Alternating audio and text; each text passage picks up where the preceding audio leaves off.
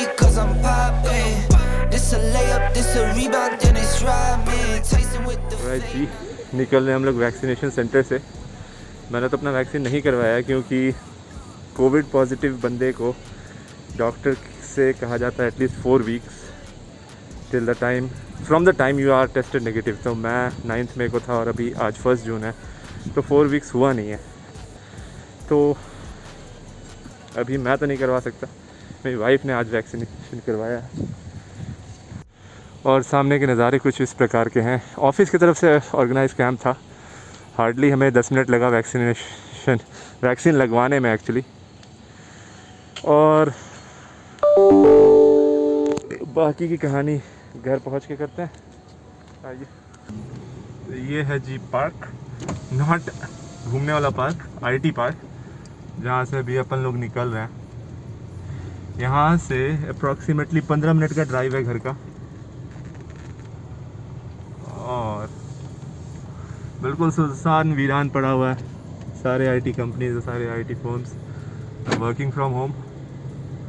अच्छा वेदर है अंदर से देखने के लिए, बाहर अगर निकलेंगे तो काफ़ी ज़्यादा गर्मी है इसमें। खिली हुई धूप है, आसमान देखे आपको पता चल ही रहा होगा। घर पहुंचने से पहले कोविन पे बहुत दिनों तक ट्राई किया मैंने, मतलब अच्छा खासा टाइम स्पेंड किया कोविन पे, अप्रॉक्सीमेटली 10 दिन। स्लॉट्स आते थे, दिखते थे, पेटीएम पे भी नोटिफिकेशन आता था, लेकिन जब तक लॉगिन करते थे तब तक ख़त्म हो जाता था। और रात के 11-12 बजे और सुबह के उठते के साथ 7 बजे रात में कभी नींद खुली तब भी, लेकिन अनफॉर्चुनेटली उस पर कुछ हो नहीं पाया। फाइनली ऑफिस की तरफ से जो ड्राइव होता है उसी में स्लॉट बुक किया। मैं तो नहीं करवा सकता वैक्सीनेशन अभी एटलीस्ट और 2 हफ्ते, to be on the safer side. लेकिन मेरी वाइफ का वैक्सीनेशन आज हो गया, देखते हैं क्या सिम्टम्स रहता है। कोविडशील्ड था, नॉट कोवैक्सीन। तो देखते हैं कि क्या दिक्कतें आती हैं, क्या सिम्टम्स रहता है, फीवर आता है कि नहीं आता है। बाकी अपना कोविड एक्सपीरियंस मैं थोड़े दिनों में शेयर करूंगा। प्रॉब्ली इस वीकेंड तक वीडियो रिलीज़ होगा। आज ट्यूसडे है 1 जून, तो प्रॉब्ली इस वीकेंड तक मैं उसके बारे में वीडियो बनाऊंगा कि how was the experience and how I got recovered, कितना टाइम लगा, क्या क्या प्रॉब्लम्स आई, कौन कौन सी मेडिसिन खाई मैंने एंड ऑल दो स्टफ। तो बाकी अभी घर चलते हैं। I'm not selfish, I get on to put my mans on. Always greedy since the day I got my first safe. 5'7", but I'm 6'8" when I stand on the money pals, money pals, money pals. Need a money counter, I broke my thumb from thumbing down. Wifey on my line, she told me to dumb it down. Mama on my line, asking how I'm dumbing now. I think you only love me cause I'm poppin'. This a layup, this a rebound, then it's driving. Tasting with the fade, not the air, my hands rocking. When I link with ballpoint, you know it's not. Get out my way. I'm so unashamed. Throw it to my veins, like my 2K green or blue. Well good morning friends. बाहर का नज़ारा देखो और ये awesome मौसम देखो, यही चीज़ तो अच्छी लगती है यार बेंगलोर की।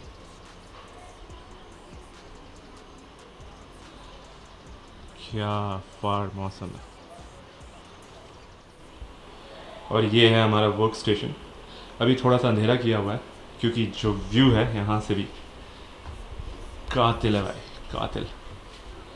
मतलब स्लाइडर हटाओ, आपको बिल्कुल फ्रेश वाइब्स आएंगी। गाय घूम रही हैं, greenery everywhere, cloudy weather and all those stuff. हाँ, लेकिन इस व्लॉग को घर में शूट करना बहुत ज़रूरी है क्योंकि जो महत्वपूर्ण बात करना है वो बाहर निकलने पे मास्क लगाना पड़ता है, और वो फील, वो एक्सप्रेशन आ नहीं पाएगा। तब पानी की बोतल खाली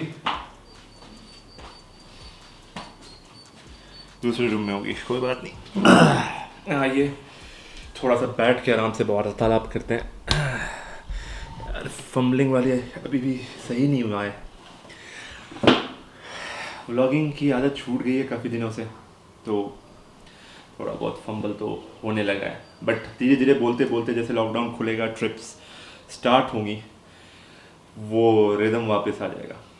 हाँ, लेकिन आज उस चीज़ के बारे में नहीं, एक आज बहुत महत्वपूर्ण टॉपिक जिसको मैंने पर्सनली एक्सपीरियंस किया और अभी तक बहुत सारे लोग उससे अफेक्टेड हैं, विच इज़ द कोविड-19।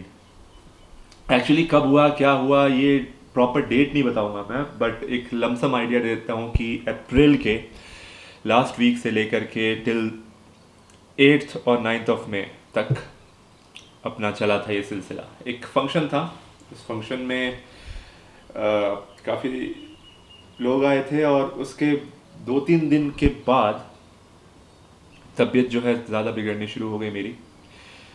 तो प्रॉब्लम मैं स्टार्ट करता हूँ जिनको नहीं पता है उनके लिए कि ये एक्चुअली स्टार्ट कैसे होता है। तो आई टू आई कांटेक्ट, इसका पहला सिम्टम तो था, देखिए मैं और मेरा एक दोस्त है, बहुत पुराना दोस्त है कॉलेज टाइम का, मतलब 2005 से, तो लगा लीजिए 16-17 साल होने को चले हैं हमें। तो उस दोस्त के साथ डेली शाम को एज अ ब्रेक थोड़ा सा मोनोटोनस हो जाती है ज़िंदगी की, आप डेली लैपटॉप खोल करके बैठ रहे हैं और अपना वही रूटीन, वही ऑफिस का काम। तो डेली शाम को 6 से 8 हम लोग मिलते थे। तो एक दिन वहाँ से लौटने के बाद, बाहर से घूम के आने के बाद मुझे गले में खराश हुई, और खराश वैसी नहीं थी नॉर्मल जो होता है ना कि आप गार्गल करो या काढ़ा पियो तो वो दब जाए या आपको रिलीफ फील हो। तो खराश हुई, मैं घर आने के बाद मुझे मतलब मैं आ गया था 7 बजे, 9 बजे तक खराश हुई। तो उसके बीच में मैंने अपना नॉर्मल उपचार किया। नॉर्मल उपचार में था कि मैंने काढ़ा पिया, मैंने गार्गल किया, और गार्गल भी 2 बार किया, और उसके बाद डिस्प्लिन लिया, ये वो फलान ढिमकाना। तो गले में कोई इफेक्ट नहीं पड़ा। तो रात में खाना खाने के बाद सोते टाइम, जो कि बहुत महान पुरुषों ने बताया था कि अल्कोहल जो है सटीक उपाय है, क्योंकि बाहर तो मार रहा है ये हाथों में सैनिटाइजर में। तो अपन ने भाई अमृत पान का एक ढक्कन लिया, खींचा और सो गए। भाई जब खींचा ना, उसका लिटरली बता रहा हूँ मैं, 1-2 घंटे तक नींद आने तक कोई खराश नहीं, कुछ नहीं। अपन ने कहा भाई सारे वैज्ञानिक जो है ना फेल है, बंदे सही हैं जो डेली ये रूटीन बांध के रखा है। भैंस की आँख सुबह होते होते बुखार आ गया, और वहाँ पे खराश तो ऐसे ही था, सुबह होते होते भाई बुखार आ गया। मैं कहा यार ये तो गलत है यार, ये तो फीवर आ गया। तो पहला और दूसरा दिन तो मैंने अपना नॉर्मल उपचार किया, मतलब सुबह और रात को खाने के बाद पैरासीटामोल और गार्गिल और काढ़ा और ये सब चीज़ें। 2 दिन तक जब फीवर नहीं उतरा ना, गले का खराश वैसे ही था, तो मैंने उसके बाद फिर किया ऑनलाइन डॉक्टर को कंसल्ट। मतलब गूगल किया, गौर सिटी में एक डॉक्टर थे, उनका व्हाट्सएप नंबर उनको पिंग किया, उन्होंने व्हाट्सएप पे पूछा सिम्टम्स फलाना ढिमकाना। डॉक्टर का reaction on the very first moment I would really respect कि ये था, पहले आइसोलेट होइए, क्योंकि आपके जो सिम्टम्स है ना, मैंने कहा कि मेरे को पहले भी टॉन्सिलाइटिस का प्रॉब्लम रहा है, बचपन से रहा है, कुछ भी ठंडा पीता हूँ या फिर आइसक्रीम खाता हूँ वाट लग जाती है। उन्होंने कहा बेटा ये तुम्हारा बचपन की पौराणिक बीमारी नहीं है, ये पहले तो तुम आइसोलेट हो। और मेरे पापा भी वीडियो कॉल पे थे, उनके साथ पूछ रहे थे कि ऐसे होता रहता है इसके साथ। तो उन्होंने कहा कि पहले तो आप मास्क लगाइए, और तुम भी मास्क लगाओ, घर में आइसोलेट हो, कमरा पकड़ करके, और घर वालों को बोलो जितना कम हो सके आपसे इंटरेक्ट करें, ठीक है। तो मैंने फिर कहा कि चलो यार, मानने में कोई बुराई नहीं है, क्योंकि अभी तक तो नॉर्मल खांसी सर्दी था, तो ठीक है चलो। वैसा भी कुछ खास मेडिसिन स्टार्टिंग में उन्होंने दिया नहीं, एजिथ्रोल था एंटीबायोटिक एक, और उसके साथ कुछ मल्टीविटामिन थे, और बाकी प्रिकॉशन काढ़ा और जो भाप वाला वो होता है वो लेने के लिए। मैंने कहा चलो ये तो इसमें कुछ ऐसा खास नहीं है।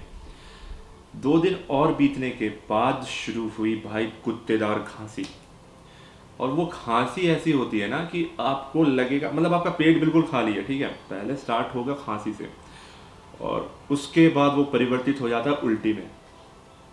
और उसका कोई वो नहीं है कि खाने के बाद आएगा या फिर आपको कुछ पीने के बाद आएगा या फिर मतलब बिल्कुल प्रिडिक्ट नहीं कर सकते आप उसे।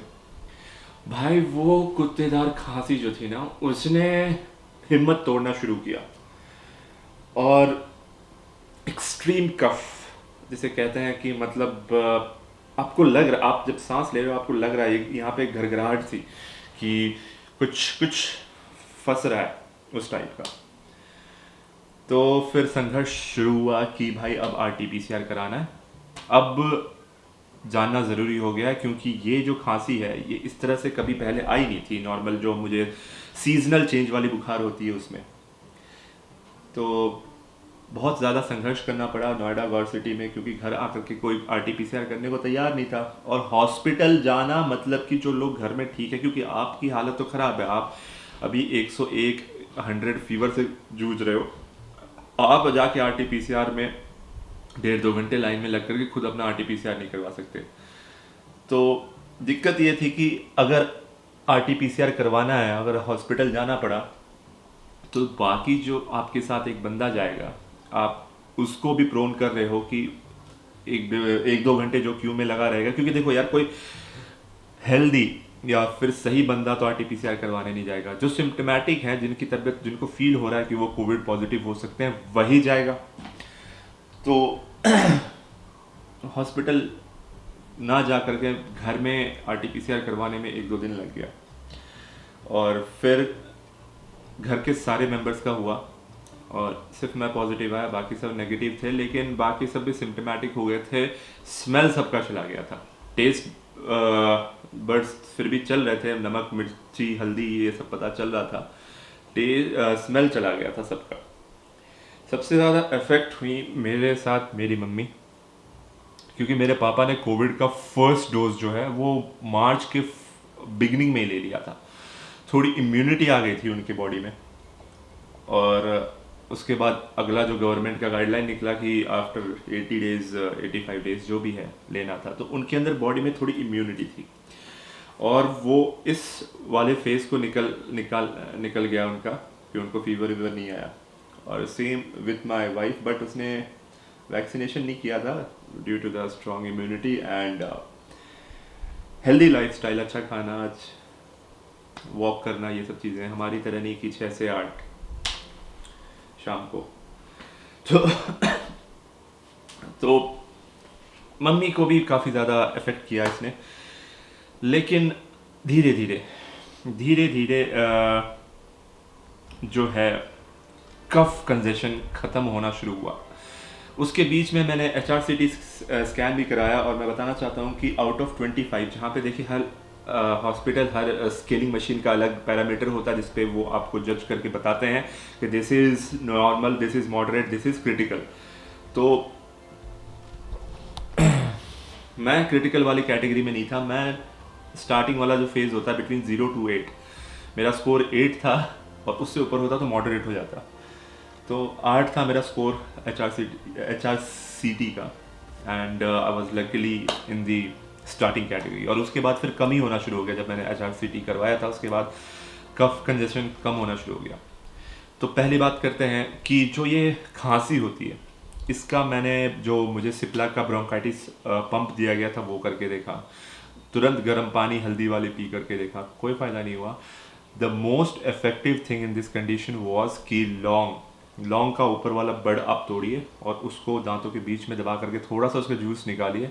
इंस्टेंट रिलीफ देता था मुझे, इंस्टेंट। जितनी बार भी मुझे खांसी होती थी, मैंने एक छोटा सा बॉल रखा हुआ था जिसमें लौंग और इलायची था। इलायची मैंने कभी नहीं खाया, लेकिन लौंग का हाँ मैं डेफिनेटली कहूँगा। देखिए हर्बल चीज़ है, आप ट्राई कर सकते हैं, कोई दवाई नहीं है कि खराबी कर जाएगा। हर्बल चीज़ है, आप ट्राई कर सकते हैं एंड डेफिनेटली पॉजिटिव रिजल्ट ही देगा और इंस्टेंटली देगा। क्योंकि बहुत सारा स्ट्रेप्सिल्स रखा हुआ था, पता नहीं क्या क्या रखा हुआ था, लेकिन कोई फ़ायदा नहीं करता था वो जितना लॉन्ग करता था। ना कोविड को मैं ये नहीं कहता हूँ कि आप लाइटली लीजिए, मतलब मैं सबसे रिक्वेस्ट करूँगा कि इसको लाइटली मत लीजिए। लेकिन मैं ये ज़रूर रिक्वेस्ट करूँगा और सजेस्ट करूँगा कि इसको अपने ऊपर हावी भी मत होने दीजिए। हावी in the sense of mental status. आपको लगता है कोविड हो गया और आपकी ज़िंदगी ख़त्म होने वाली 10-15 दिन में, जब तक आपका ऑक्सीजन लेवल नहीं गिरता है। और ऑक्सीजन लेवल गिरने के बाद भी मेरे बहुत सारे आईटी फ्रेंड्स हैं और कॉर्पोरेट फ्रेंड्स हैं जिनसे मैंने बात की है, और उनका ऑक्सीजन लेवल गिरने के बाद भी उनको ब्रीदिंग इशू नहीं होता है। तो last thing is when you think about getting admitted yourself in the hospital is the breathing congestion. जब तक वो ना हो, प्लीज़ आप घर पे ही आइसोलेट रहिए। आप अपना होम आइसोलेशन में अपनी दवाइयाँ जो डॉक्टर ने प्रिस्क्राइब की है, प्रोनिंग जो आप लोगों ने टीवी में बहुत बार देखा होगा, प्रोनिंग की तकनीक को अपनाइए और ऑक्सीजन लेवल उठाने की कोशिश करिए। देखिए, ये जो कफ कंजेशन और ब्रीदिंग प्रॉब्लम है 2 से 3 दिन ही रहेगा, एक्यूट रहेगा। कोरोना में बहुत सारे लोग ऐसे हैं जिनको फीवर भी नहीं आया, जब उनको पता कैसे चला कि घर में हिट का स्प्रे मार रहे हैं या फिर अपना बॉडी पे डिओ मार रहे हैं, उनको स्मेल नहीं आ रहा, कह रहे हैं अरे ये स्मेल क्यों नहीं आ रहा, तो पता चलता है कोविड पॉजिटिव है। बहुत कम लोगों को फीवर आता, बहुत कम लोगों को ऐसा एक्यूट सिम्टम्स होते हैं। बहुत लोग हैं कि उनका जो वायरल काउंट है वो बहुत कम होता है and they easily recover in 6 to 7 days। मेरा जो है that lasted for around about 12 days, but because of the chest congestion, नीचे वाला जो लंग्स का पार्ट है उसमें पानी भर गया था। होपफुली अब ठीक हो गया। मैंने दोबारा HRCT नहीं करवाया क्योंकि स्कैनिंग ऑफ योर लंग्स वो रेडिएशन से आपकी मतलब और ज़्यादा वो खराबी करता है। तो ऑब्वियसली जब आपकी तबीयत ठीक हो रही है तो इज़ नॉट रिक्वायर्ड कि आप फिर से करवाओ। ये तो थी कोविड की बातें। लेकिन यार मैं एक चीज़ ज़रूर कहना चाहूँगा कि इसके सारे economic factor, physical factor, health wise सब कुछ नेगेटिव है। एक चीज़ जो मुझे पॉजिटिव लगी ना कोविड और कोरोना होने की वजह से, कि मेरा कुछ बहुत पुराने दोस्त थे, बहुत पुराने, मतलब कि 2007-2008 से मैं उनके साथ टच में था। और इस टाइम पे ना एकदम से जो उनका बिहेवियर, कोई भी चीज़ जब ख़त्म होती है ना तो स्टार्टिंग में तकलीफ़ होगी, लेकिन बाद में जा कर के ना आपको अच्छा लगेगा कि ज़िंदगी भर उस झूठ में जीने से अच्छा था कि एक बार का such and life long relief.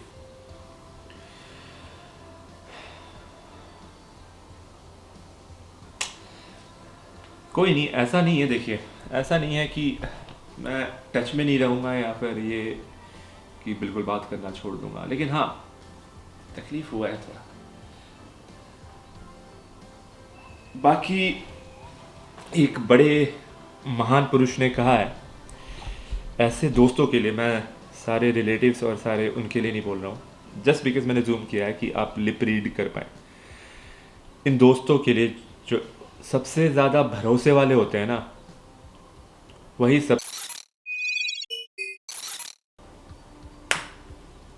Beep करना ज़रूरी था, लेकिन जूम में था तो समझ जाओगे।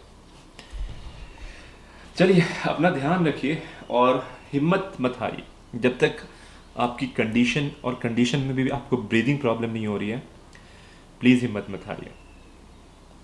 मेरा जो है fever, last but not the least, fever और कोविड जो ख़त्म हुआ था वो फैविपिराविर के जो कैप्सूल्स हैं, टैबलेट्स हैं, मेरे टैबलेट जो मेरे को डॉक्टर ने मेरी कंडीशन डिटोरिएट होते हुए देखा और प्रिस्क्राइब किया, दैट वाज फैबीफ्लू। 7 दिन का कोर्स है, एक टैबलेट सुबह और एक टैबलेट शाम को लेना होता है, एंड इट्स ऑफ 800 mg। उसने सबसे ज़्यादा हेल्प किया, और निमोनिया और टाइफाइड ना हो साथ में, और ब्लैक फंगस और ये सब चीज़ों को अवॉइड करने के लिए डॉक्सी 100 mg का, विच इज़ एन एंटीबायोटिक। तो एंटीवायरल के साथ एंटीबायोटिक भी चल रहा था। तो ये दोनों दवाइयाँ जो हैं जिसने मुझे एकदम से रिलीफ दिया। उससे पहले मेरा जो दवाई चल रही थी दैट वाज एजिथ्रॉल 500 mg, और उसके साथ पैरासीटामोल, डोलो, मतलब वो फीवर वाली तो चेंज होती रहती थी, कभी डोलो ले रहे हैं, कभी पैरासीटामोल ले रहे हैं, कभी क्रोसिन 650 ले रहे हैं, लेकिन बुखार जो है 1 फ़ारेनहाइट भी कम होने को तैयार नहीं है। तो FabiFlu was the main thing जिसने मतलब तीसरे दिन ही फीवर को ख़त्म कर दिया। उससे पहले मुझे 4 दिन से फीवर चल रहा था, जो कि मैंने डॉक्टर को बताया कि अब नहीं सहन हो रहा है, ये बहुत ज़्यादा कमज़ोरी, वीकनेस और कफिंग हो रही है। FabiFlu was the one medicine जिसने मुझे वापस लेके आया। वापस रिकवर हो रहा था कि नहीं हो रहा था, लेकिन एक स्टैग्नेंट पोजीशन पे आ गया था मैं कि अब इससे ज़्यादा कफ कंजेशन हो भी नहीं रहा है और फीवर भी 101, 105 से ऊपर नहीं जा रही थी। बीच बीच में इंस्टेंस था कि जब 102 चली जाती थी, जब मैं एक्सेसिव कफ करता था या फिर वॉमिट हो जाता था, तो उस टाइम पे, अदरवाइज उससे पहले सब कुछ ठीक था। लेकिन ऑब्वियसली डॉक्टर को कंसल्ट करके लीजिएगा। एंटीबायोटिक एंटीवायरल मतलब वायरल इन्फेक्शन में काम नहीं करेगी, तो आपको एंटीवायरल कुछ ना कुछ तो लेना पड़ेगा। रेमडेसिविर ये वो फलान ठिमकाना आपके डॉक्टर जब तक प्रेस्क्राइब ना करें, अपने हिसाब से इलाज मत करिए। प्लीज़ रिलाई करिए अपने डॉक्टर पे और कंसल्ट करिए किसी ना किसी डॉक्टर को।